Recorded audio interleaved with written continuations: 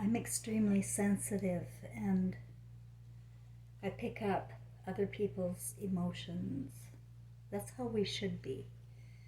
And that's why we don't need a God outside of ourselves, because we all have conscience to start off with. I was just sitting here thinking and wondering about the afterlife and what happens when we die, and I thought I'd share what I know. The first experience I ever had with somebody talking like that was my father. And my father and my son are twin flames and my soulmates. And my parents divorced when I was 4, and my heart literally broke. Fathers, you have no idea what we're doing to children, being the rebel without a cause, not working through emotional disturbances, hiding from emotions. So anyway, my dad ended up in all sorts of different prisons. Little ones, he wrote bum checks and to get by. He didn't want a full-time job. He really just wanted to escape this world. And a lot of people do. So he was in this prison camp in Chilliwack, and one time my father and my son ended up at the same prison camp at the same time in Chilliwack, British Columbia. My son for drug charges and my dad for armed robbery while he was stoned on Xanax and Tylenol and alcohol. And, armed robbery, it sounds like a mafia type guy, but honestly his pants were down and they didn't really take him seriously. But he got charged nonetheless, and he was at this prison camp in Chilliwack where my son was. And he had a heart attack, and he ended up at the Chilliwack General Hospital. And I went to visit him there. I felt like a piece of meat. I tell you, I hated them both, Trevor and my dad. I just was. Remember here, I'm the righteous one. I don't have a criminal record. So, no, I wasn't really like that. I always loved my son, and we were always, we were broke, but I would never let him go, and I would never not love him, no matter what he did. No matter what. You wouldn't believe what I found out after he died, what he was, what he became. You find out, guys. You find out. And I was blessed to find out before I died. Have you ever heard the saying, I'll love you until I die? I think there's some merit to that, because the truth comes then. We know all. And I was blessed to find out about, my son didn't tell me in spirit. He brought a gang of my spiritual family in 2016. And they downloaded me with the history of us, the world, corruption, and what happened to my son this life when I couldn't feel for him anymore. And it is unforgivable. You're waiting for Jesus Christ to save you? Ha ha ha. You have to feel now so that you can fix yourselves now. Because there's nobody can save you from your own conscience and your own movie. We've been rendered retarded here. So my dad said that he was in the hospital. When I went to visit him, he told me something happened with his IV and he died. And he felt himself lift out of his body up to, and he felt he was in a bubble and went up to the ceiling. And that was the first time I had ever heard of anything like that kind of thing. And I was raised to believe my dad was a liar. And he's the devil. So there's no way I was going to believe him, right? And it didn't really hit me until Trevor died. I came back. And I started reading all these books about the afterlife because I was shocked Like, and there was no doubt it was Trevor sitting on my bed there 2 nights in a row. There was no doubt in 2003 when he died in Edmonton. In flames, trapped in flames. I mean, the story's perfect for you guys, eh? I could tell you the whole thing, but I don't have time. You only get about 30 minutes on a video. But, so I read a lot of books. I saw a lot of mediums, and they're all frauds except one. I saw it's serendipitous to my story. She was there on purpose. She came from the UK to Vancouver, British Columbia, where my girlfriend just happened to get engaged to this British woman's son. And she happened to be a very intuitive woman and told me Trevor's accident, that he was in a posh car, that he's with my grandmother, first of all, she wanted to say, that he was hiding behind her. And she said that he was in a posh car and that the flames and the woman in the car he didn't recognize. He just hoped the lady was okay. And it was his wife. He had no cord with that woman. You will not remember. So, sorry I'm going into my son's accident because of what they did to his body was unforgivable. And he lived for 2.5 hours with no legs and burned 80% of him. 3 skull fractures and a ruptured spleen. And he lived for 2.5 hours. I'm sorry for laughing, but I know we don't die, so I'm okay. What the fuck are you doing leaving a... And they left him in a trolley and a gurney in just a cold room with a white blanket over him, white sheet, waiting for him to die.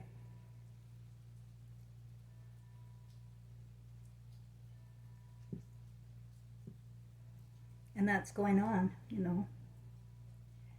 And it's unforgivable that we turn our will and our lives over to care of others. It really is. When they say Moses is God, have no other gods before me, whatever. That's where they got you. Have no other gods before you. We don't die. We repeat history, and we repeat our emotional disturbances. We bring our emotions with us life to life. It's our right brain, and it's connected to our beams.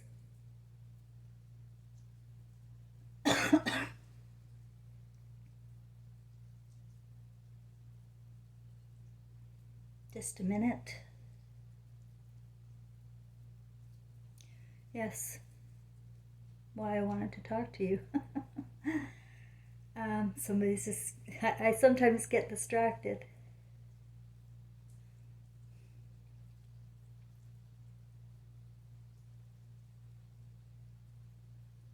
I was wondering earlier what happens with our imagination, because I know we die with our imaginations now. I know my son was in his imagination, and I know spirits came to me several times to say he was stuck. He was stuck in emotional turmoil around cats. He was stuck in emotional turmoil a lot, and I didn't know how to fix this. You know, you don't know anything when you're sleepwalking.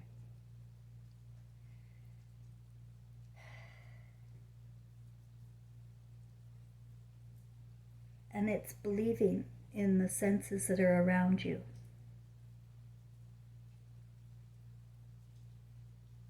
And if you're having senses out there of somebody being around you, I would trust that right now. Because there's a lot of people on the other side watching.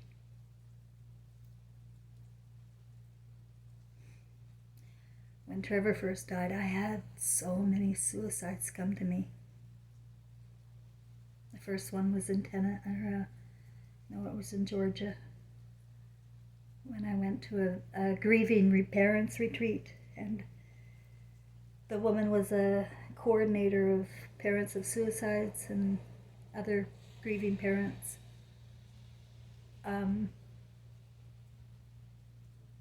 And I was there, and her daughter literally said my name, and her daughter had shot her head off when she was 16. But I'm a sensitive, you see, and I was raw then. That was just 1 year after Trevor had died, so I'm raw and sensitive, so I was open to these spirits.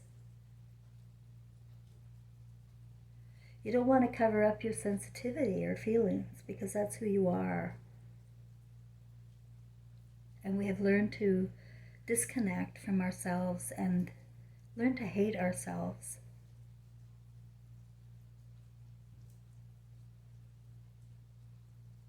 And so, like Jesus told you, go back to childhood. Not to act like a dirty, rotten scoundrel toddler. This isn't about sex. Go back to your childhood,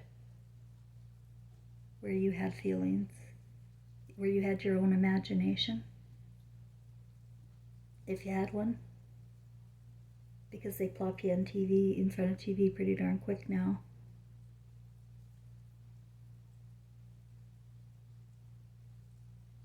And if you didn't, or you don't remember, you did, but if you don't remember, you can go back and rescue that little baby. Just look at it from the outside like you're an adult now. You're a mature and maternal or paternal, loving human being. And you love babies. And so I'd like you to see your baby. Maybe get out a picture of yourself at an age you want and put it on your fridge. Remember, you were a child. And before your mind got corrupted with these cartoons and fictional movies, they took your imagination right to hell, guys. And when you die, you do not know the difference between fantasy reality, and you don't know where your loved ones are. You can't feel them.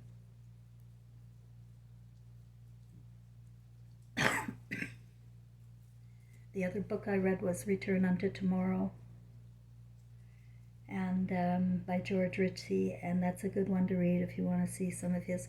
I don't know if I'd buy into all his stuff later, but his visions, yeah, I would pay attention.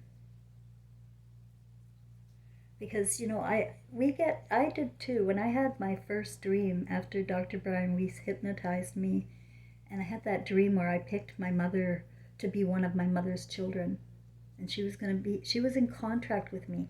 I had to be the one abused. I had to become the one of stone.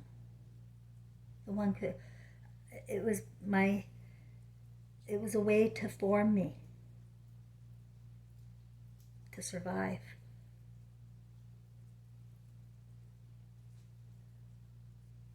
We all have to reconnect to our child within before we can connect to anybody else. And see who you were, or who you wanted to be, who you think you are. And were you reborn as somebody that was written in history the way I was? Because it's very possible. And if you have an imagination like that, the way I do, I would follow your own imagination. I was hiding mine because I was scared of it. What? I'm a grounded person here. But now it said to me, you know what? Even if it's not true, it's a fantastic movie to take home. For me. Because my entire family abandoned me after my son died. They turned my grandchildren away from me. They used children like pawns, and they're emotionally torturing people all the time. And they're doing it all in their sleepwalk.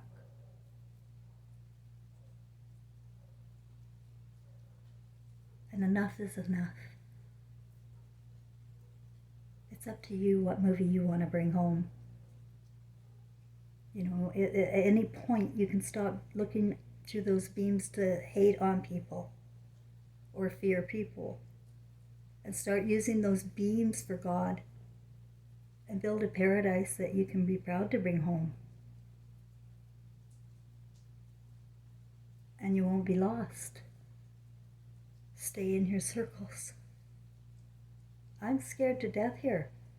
What if this is all a fantasy? What if I'm all schizo, mentally ill and all that, right? What if I got nobody and I die? What if you don't know you got people around you? What if you don't think you do? You won't.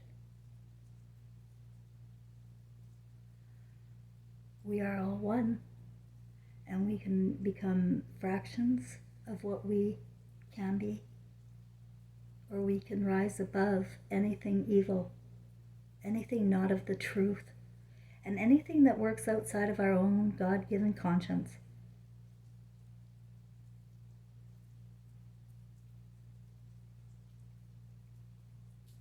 You know, why would my dad and son come and me now?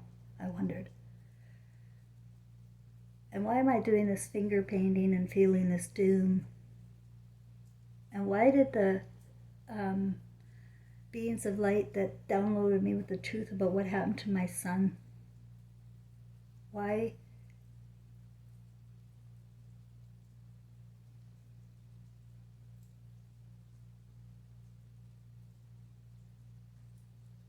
did I do my finger painting like that too? It's just, I don't like to be a doom person. I really don't. Maybe my ego's getting in the way again though. And maybe I'm just saying it is last call, I think. I think it's biblically written. And there are a lot of prophets out prophets out there that are just, you know, I was listening to Paul Simon earlier, you know, they're written on the subway wall. You know, listen to the people that have music, you know, to them, and aren't calculated and then wise people should be recognized, but the wisest one of all is listening to your own senses and remembering your first emotion sense.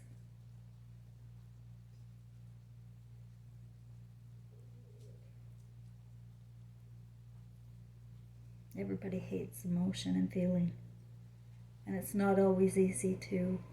So that's why I say bring out a picture, turn on some old music that your parents used to listen to.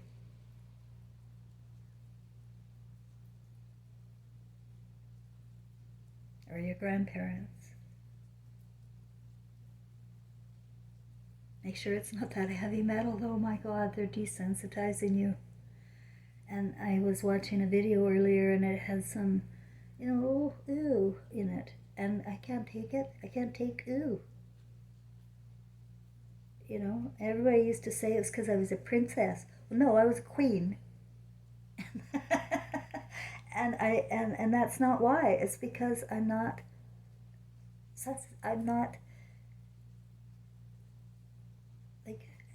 made of snakeskin.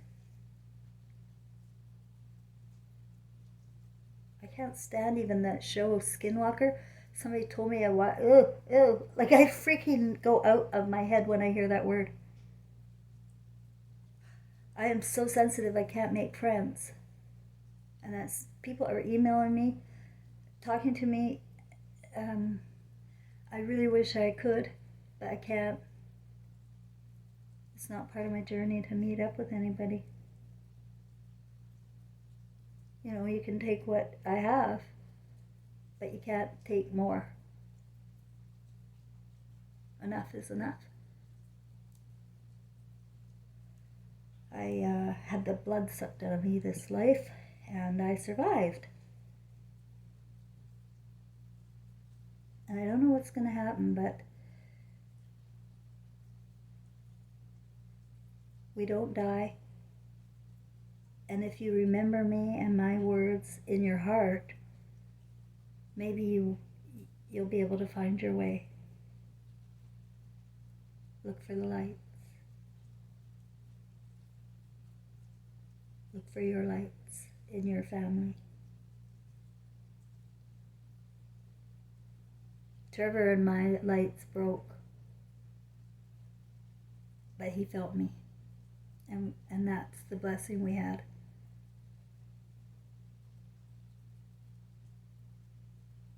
When he died, I had a dream where he was going off in the school bus with a really miserable look on his face.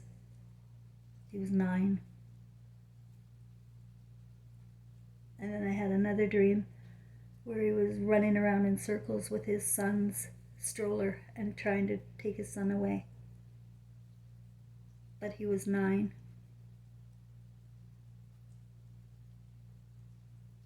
He was in his imagination, and I was in it, in my dream.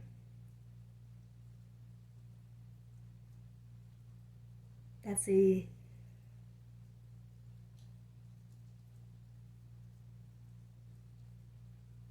the reason we must change the visualizations here. We have to turn off Hollywood. I mean, come on, where's your spirit?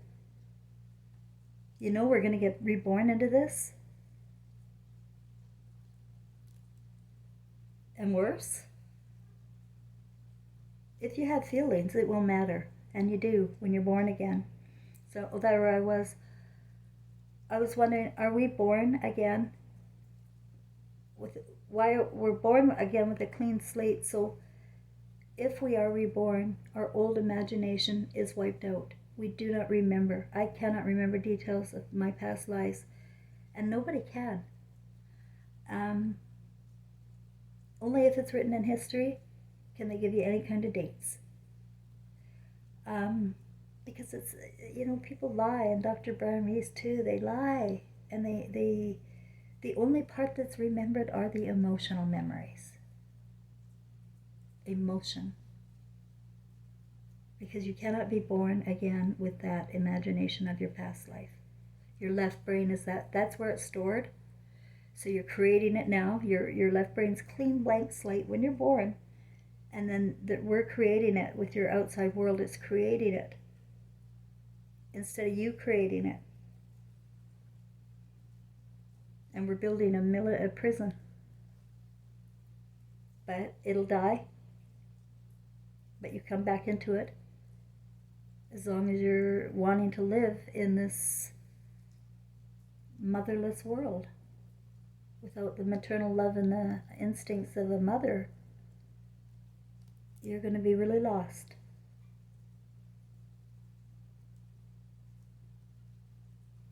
And every time you demonize your wives or your girlfriends, remember that you're demonizing your mother and your daughter and your grandmother. And nothing's hidden.